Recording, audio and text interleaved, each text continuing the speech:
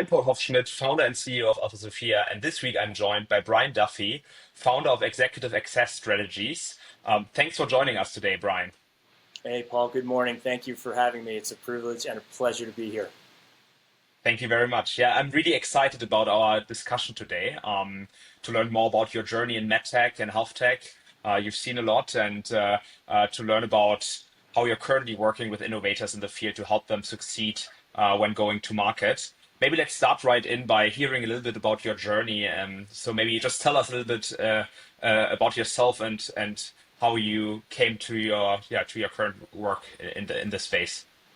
Yeah, thank you for that, Paul. So 30-year veteran of medical technology, bringing health innovation into healthcare delivery environments. I'm a bit of an entrepreneur, I've realized about myself. And I've always been focused on bringing early new products and new innovations, disruptive innovation as well, to kind of challenge the status quo, but to really elevate clinical outcomes, operational efficiencies, helping health systems reduce the total cost of care delivery, and give their institutions or physician practices a strategic advantage in their market. It's something that I really enjoy. I'm a bit of a technology nerd, and so I take that passion and the combination of an entrepreneurial spirit, and I like to be right at the forefront of what is coming next in the form of medical technology. Yeah, and you've seen a lot. I mean, you've carried the back in the past as a sales rep, and done strategic work, seen the marketing side, the sales side, and so on. How are those different, yeah, experiences influencing your work today?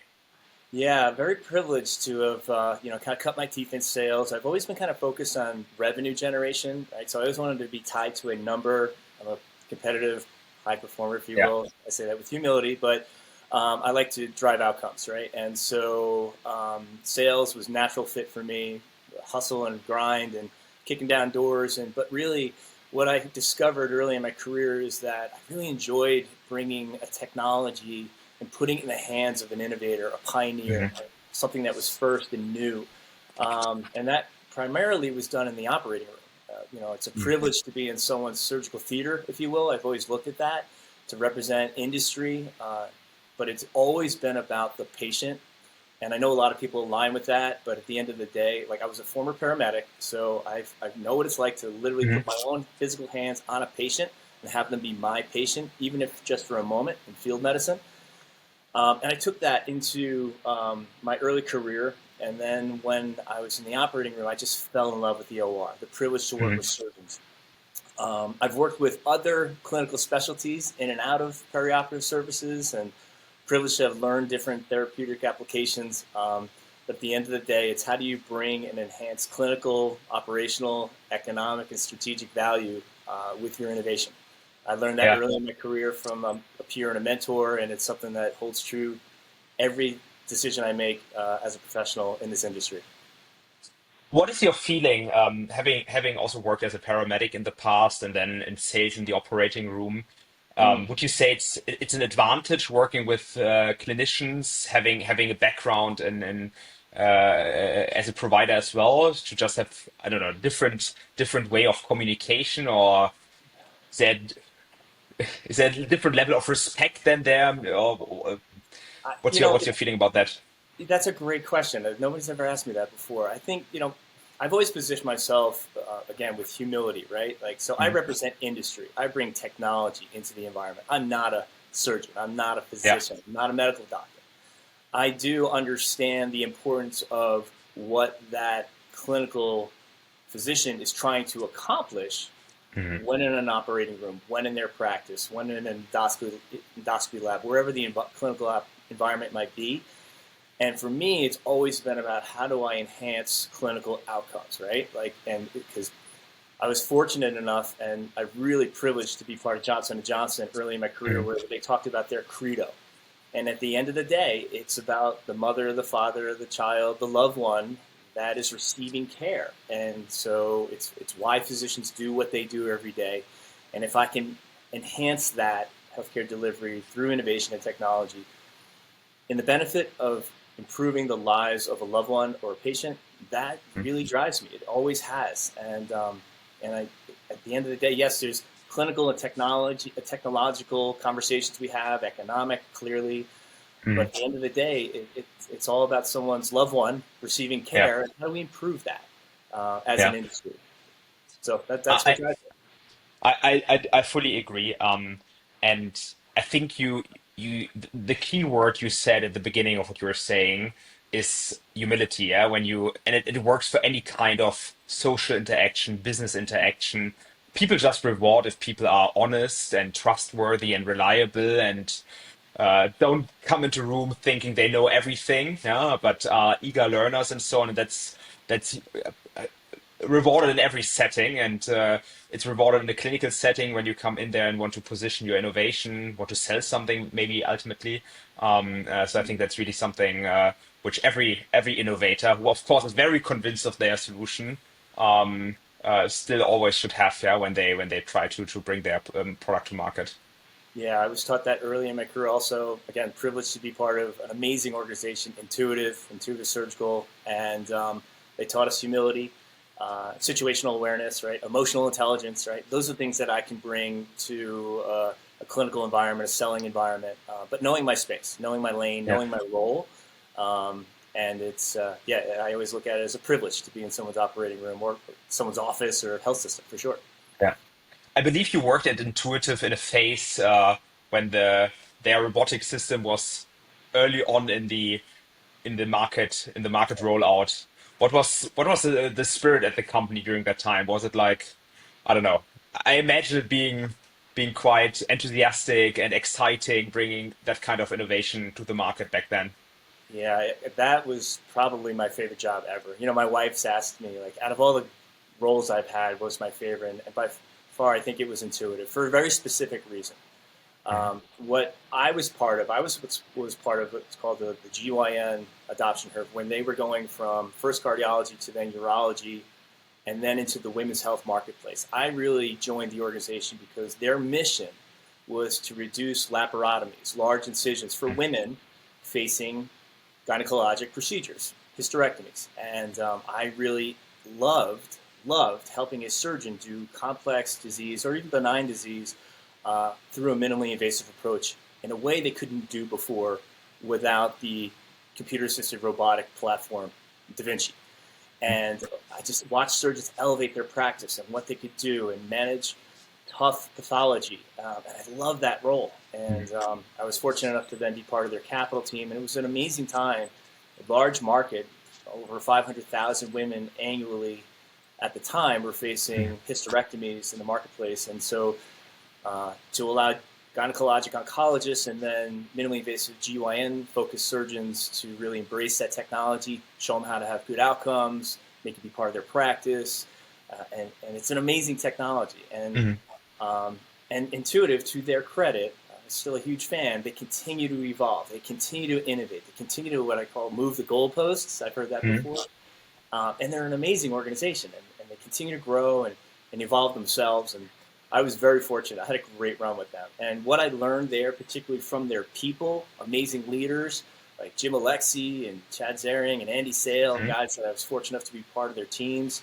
Um, they taught me skills that I still use today, every day, when I'm in the operating room or in a clinical environment or even in an executive suite. So very Yeah. privileged. Yeah, I can imagine. Moving a little bit to today, your current company, which you have founded, Mm. Executive Access Strategies. With that, you support MedTech, healthtech, digital health innovators succeed when going to market. Mm. How would you explain to a layperson what you do there? What's the range of types of projects, engagements, problems you are facing there, and helping those companies to solve them? Yeah, so I created my company over the course of my career, observing a fundamental challenge that would frustrate me as a sales, as a marketer, as a revenue generating market acquisition, commercialization executive, right? And that was access is Mhm. your number one asset. I say this all the time because if I can't access a key decision maker, whether that's a surgeon, a physician, a health system executive, I can't create awareness about my innovation. I can't align with those individuals. I can't help them solve the problem that I believe my technology can do for their institution or their practice. And so access is your number one asset. And I was frustrated by that because I went from doing what I was doing, and then pre-COVID, then COVID changed everybody's world. And then coming out of that, I was doing a lot of B2B enterprise, SaaS, where when we could kind of walk into a health system with an appointment or, being the opportunity to meet a surgeon or a physician in the hospital, those days were over, right? Access was denied. And so the game for access had changed. And so I started using a lot of video, personalized video. And that allowed me to get up over the wall of resistance and win the war of attention and differentiate myself. And it started to work for me. And that was a tool that I brought into other organizations that I was part of. I was able to get meetings, and people would say, hey, I loved your video. And what I recognized is people really enjoy it. Like when I would meet them either in person or virtually, after sending them a personalized introduction via video, they'd have a smile on their face. Yeah. And so that was fun for me, right? And I said, wow, there's something here, right? This is working for me, and now I want to help others utilize this approach. And so I created executive access strategies. So that's the reason why. And then what it has kind of evolved into is how do I help founders early as they either are ready to go commercial or just about to get FDA approval or prepare their market for launch. How do we help them manufacture revenue?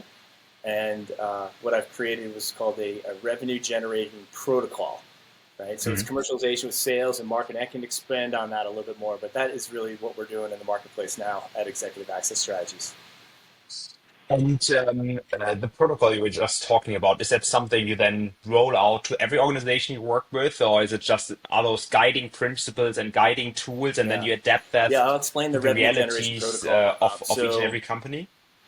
Yeah, I'll explain it. So throughout my career, again, observing limitations and being frustrated, the traditional sales and marketing silos that exist, sales is on one side, marketing is on the other side. I never understood that.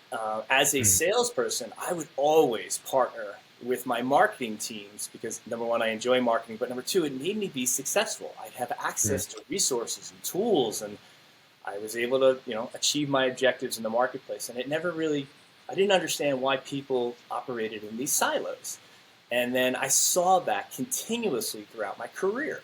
And it's different skill sets and different people, and I understand that. But it can also be a rate limiting factor when it comes to particularly startups and early stage, meaning this like siloed dysfunction, if you will. And it's just an observation, not a criticism. And I asked myself, is there a better way to break down these walls, these silos, and enable not sales and marketing, but a commercial team to focus on one specific objective, which is revenue generation for the enterprise? Right? And that's the purpose of a business, right? To generate revenue, solve a problem in the marketplace, create a profit, serve customers and your investors. And I said to myself, is there a better way to kind of retool this manufacturing line so it's more efficient and cleaner and faster and easier and less expensive? And so I also realized that once these silos are kind of established, it's really difficult to kind of re-engineer that, right? So it's hard to break that up. It is. And it's not a criticism on behalf of salespeople versus people who are in marketing. I love both of them, And but I just said to myself, look, I can't solve that problem. But what I can do is maybe grab a founder earlier and say, as you are going to market, don't do that. Right? You don't need that. That will actually accelerate your burn rate, your investors' cash who have given you money to go to market with, preserve that burn rate, but still achieve the revenue and market adoption that you need when you go to market. And what I also learned, Paul, is a lot of these early stage innovators, pioneers, founders of technology companies in health tech, MedTech, and digital health are either physicians themselves, they have strong engineering backgrounds. If you're fortunate, you have both. Right? But what they don't have intuitively is commercialization strategy. And so what I'm trying to do is advise them on how to go to market efficiently, faster, drive adoption, put your technology in the right clinicians' hands, have a great launch, manufacture revenue as fast as possible with speed and efficiency. That's what I aspire to do Yeah. with founders. As one example, you already mentioned not having marketing and sales as silos. Mm.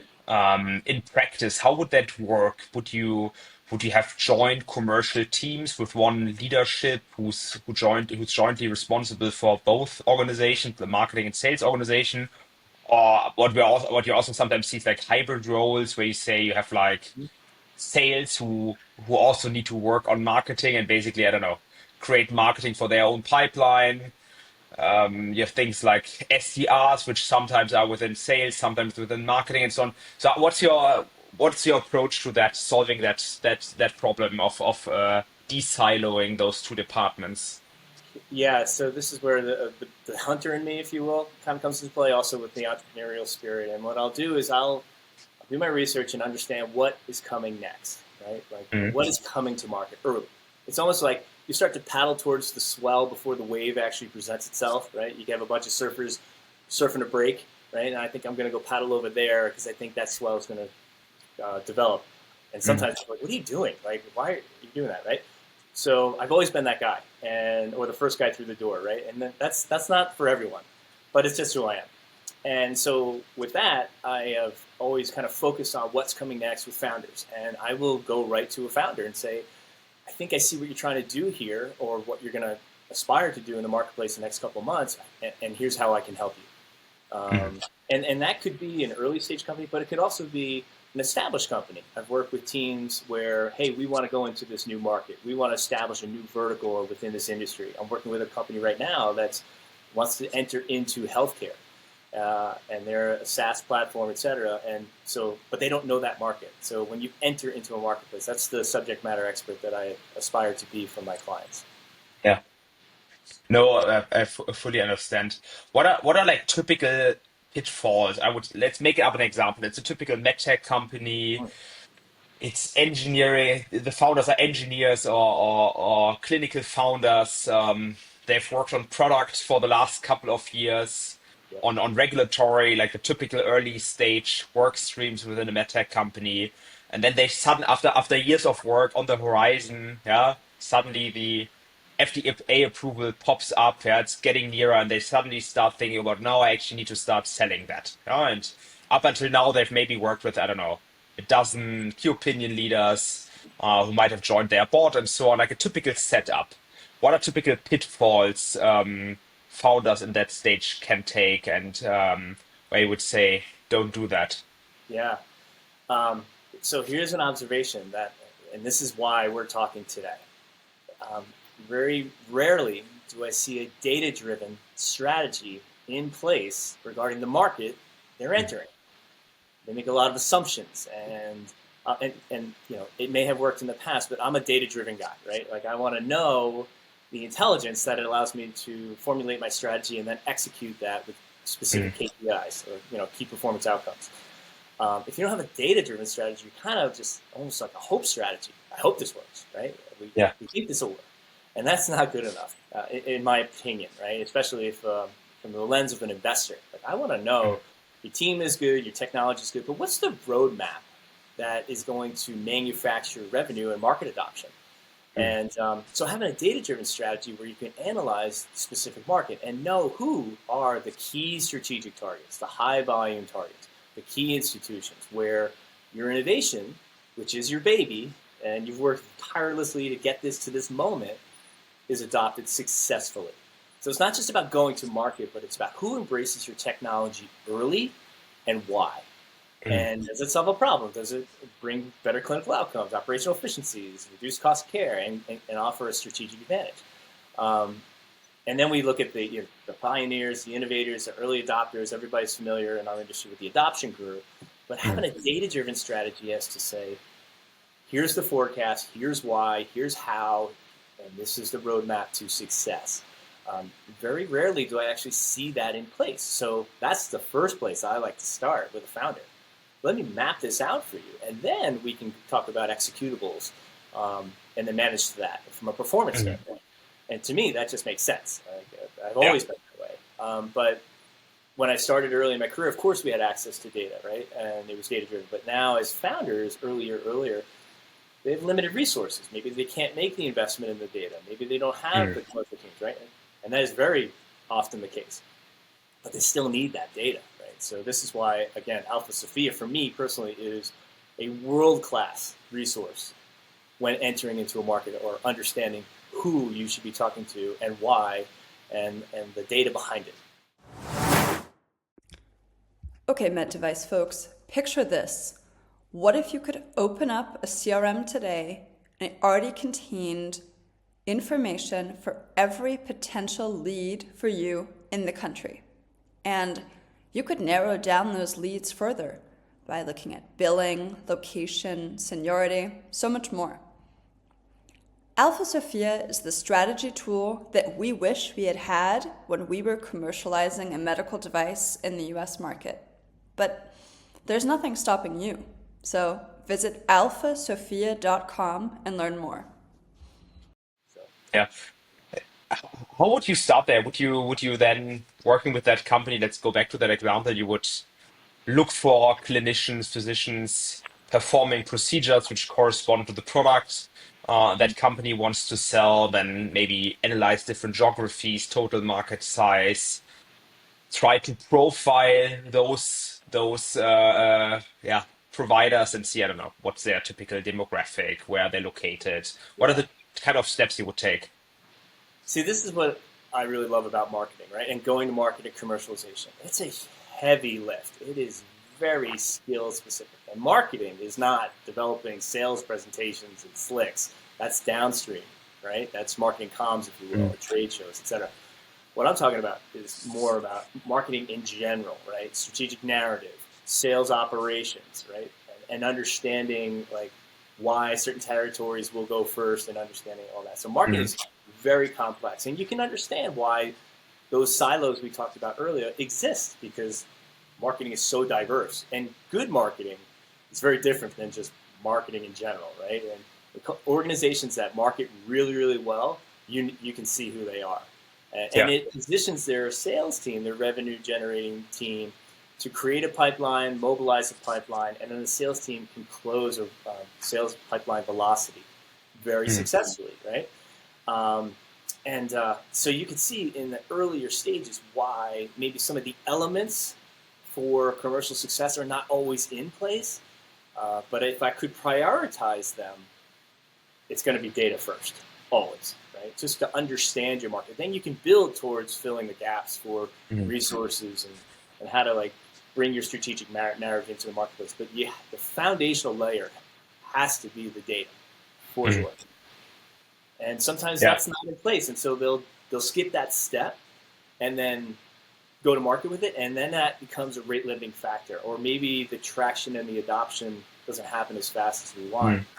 And so this is my advice to any founder when you're going to market. And again, if you get this go-to-market strategy correct, your first 100 customers, if you will, you get this right in the beginning, fundamentally, you are up and to the right, the trajectory of your enterprise. That's what we all want.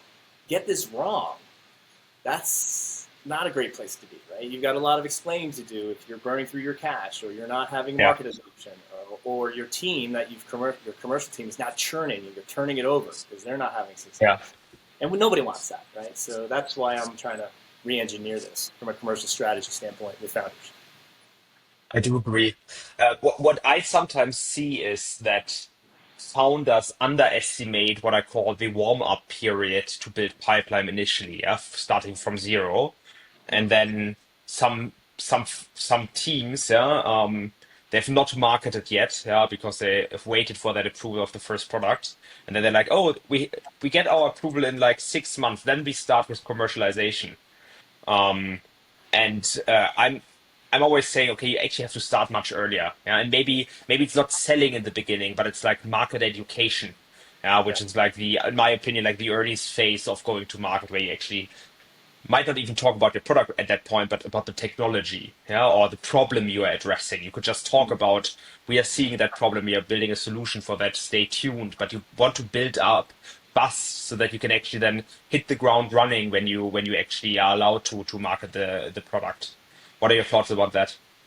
Yeah, that's a great question as well. Yeah, it makes me reflect on someone who I respect tremendously in the industry who taught me this at a company I was at called Missouri Robotics. His name is Christopher Prentice, amazing leader, West Point guy, great individual, human being as well. And it comes down to three things: product, people, and process. You need all three. You can't have a great product and good people without really good processes, right? And so you have to have all three just to have a shot at success. And yeah, so getting good people, of course, right, with great intentions. Always, everyone has the best intentions in mind, and a good technology for sure. But then having the processes in place. Now, to your point, you're kind of limited with regards to, again, resources and what you have to prep the market, activate the market, and go after the market pre-FDA approval, right, as we're preparing for launch. You also are very limited as far as what you can articulate to the market. You'd never want to jeopardize FDA approval during the review process if you're too early and proactively communicating to the marketplace and could be defined as selling before launch. That would be bad, right? And nobody wants that. So you have, but behind the scenes, in a war room, if you will, a go-to-market strategy has to be in place so that when the FDA kind of does bless you with your approval, you are ready to go, right? You kind of prime the pump, and then be very strategic about, first 10, first 25, first 50, first 75, first 100 customers, who and why they are there. And you cannot do that without a data strategy. You just can't do that successfully. Yeah. This is my recommendation to everybody. Know your market really well. And again, not a commercial, but that's why I'm a huge fan of Alpha Sophia, because it gives you so much intelligence that you can formulate your strategy pretty easily. It's very intuitive. Thank you very much. Thank you very much. I love the platform. What I always find really interesting is like, I don't know, war stories or about things that astonished you. Yeah, I'm just making an example. Like you always hear it in business. I don't know. When Facebook rolled out, they started university campus by campus, and that really helped them to win every little campus and then go on and roll out through the nation. Uh, and like, I mean, also in our business, we initially really heavily leaned on LinkedIn, yeah, and we almost all of our contacts in the industry we can trace them back to us sending an outbound LinkedIn message to someone, asking someone to jump on a call and just talk about the product we were building back then, and we learned from them, and then they made recommendations to talk to ABC, and then that network unfolded. So that worked, as an example, worked really well for us in the early days. Are there any things where you say, okay, that was a surprise, we did something new there, no one ever tried out before, and then it suddenly worked or didn't work? Yeah, but do you have any kind of stories in your back today? Yeah, I do, Paul. And as far as war stories and things that didn't work and failed miserably, I have tons of those, right? But you don't play in the space if you're not comfortable failing. First attempt in learning, right? And getting bloody to figure out what does work quickly. Tons of those, no question. And that's a different conversation for a different time. Happy to have it. But as far as what I've learned that does work, and this is where maybe the strategic marketer in me, the creator that I've found out that I can enjoy being, has really resonated, is how do I deliver relevant content to a prospect, right? And so where I'm going with this is something I'm really excited about. So we talk about the customer experience a lot in sales and marketing. How do we enhance the customer experience? My question to my peers in the industry is, how do we enhance the prospect experience, right? Like, so everybody's busy in this world.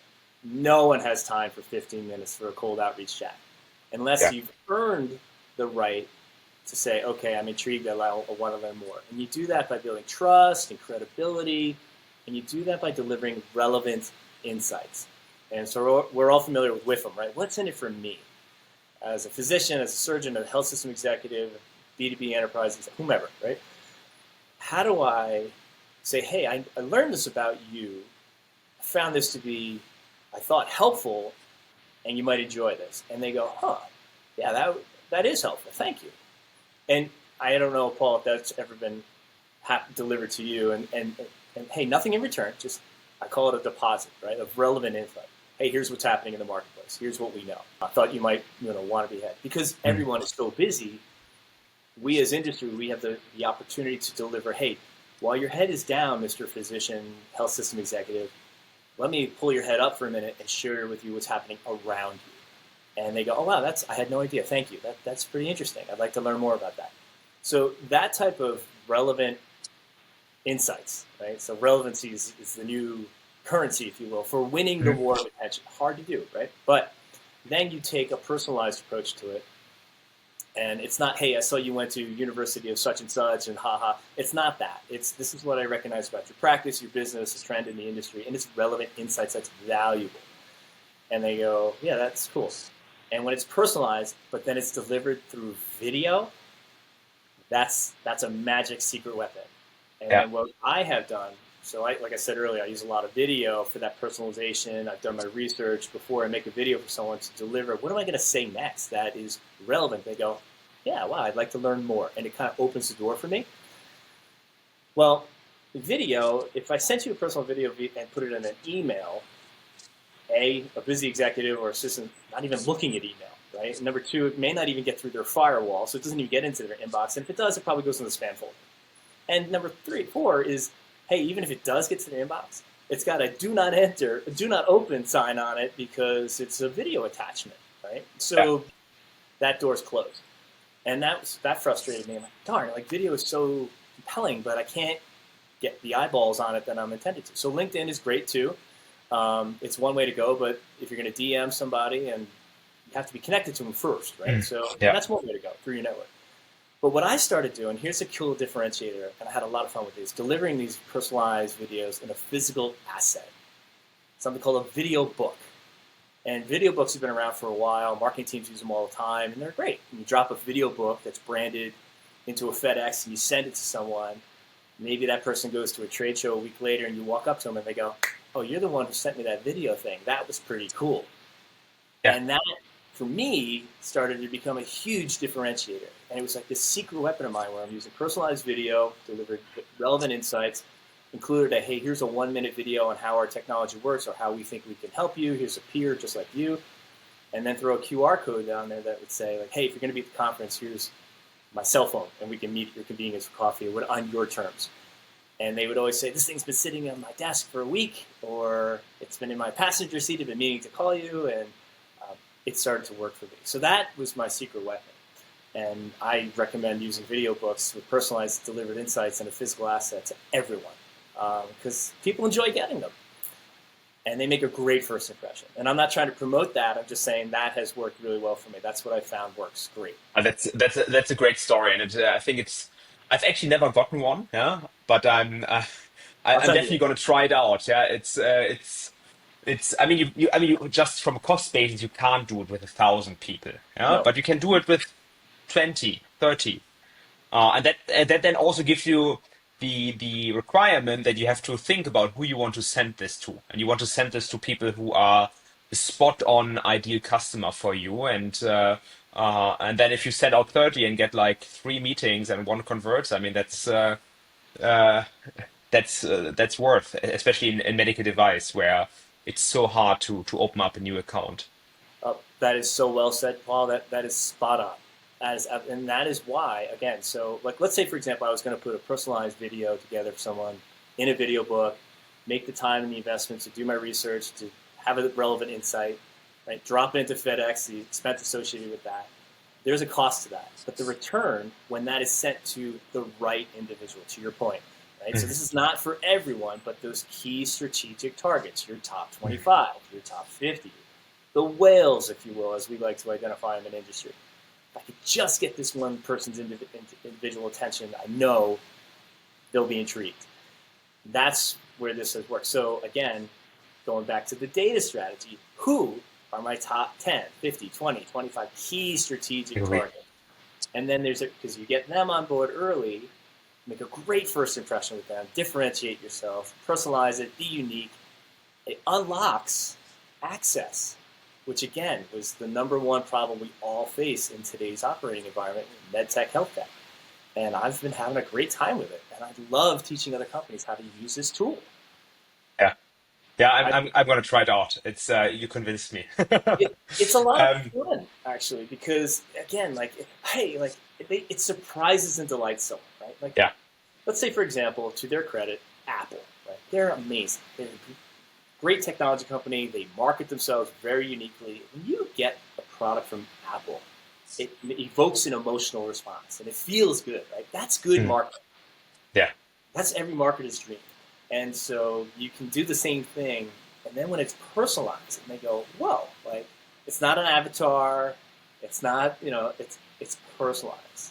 Dr. Jones, hi, I'm blank from such and such company, and then you deliver that relevant insights. They go, and I've watched people, like, I've handed someone one of these before, and I just look at their face, and they're like, they have this puzzled look on their face. What is it? They'll look at the book, and then they open it up, and then they smile. Yeah. And I go, I got you now.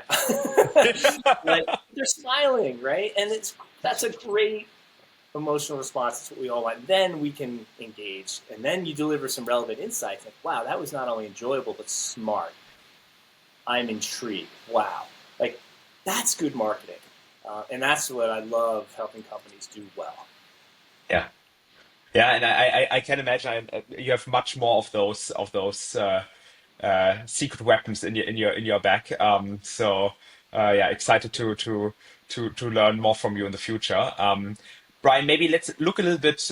Let's do an outlook. Yeah. In terms of trends, what are the key trends you're currently seeing in the medtech, health tech, digital health sphere in the US healthcare market?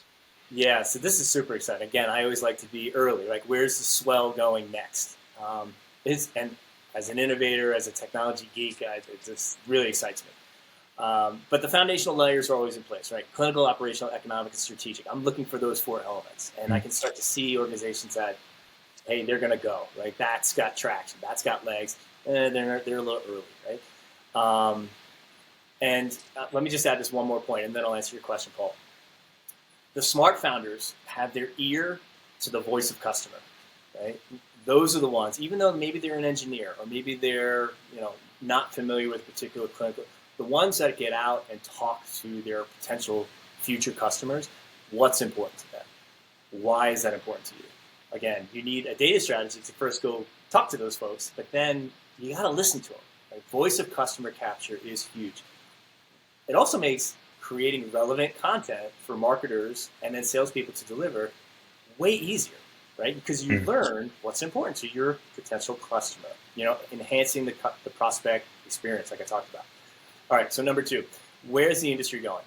I'm really excited about this convergence between data, and Mm. data can mean a lot of different things to a lot of people. Intelligence, I'm talking about intelligence here. Artificial intelligence, data, but like practical intelligence. Using data, just like we're talking about going to market, using your data to improve the clinical outcomes, operational workflows, et cetera, strategic, and reducing cost of care. So improving quality, reducing costs, improving what's in it for the surgeon so that they can see more people, operate at top of license. Well, with computer-assisted surgery, robotic surgery is huge there, from mechanical guidance and maybe image guidance, but then you layer in data, right? So you're seeing this in orthopedics. Zimmer Biomet, for example, is starting to put sensors in their implants Mhm. that will then provide feedback in the form of data on how mobile the patient is post-operatively. That's tremendously exciting. Companies like Cuventus, who are at the forefront of hospital operations and looking at historical data to then predict what will happen next and then avoid barriers or to optimize the utilization of their OR. NVIDIA, I was at a conference, spoke really well about developing platforms, cloud-based platforms with then applications, APIs, if you will, that allow for services to be delivered.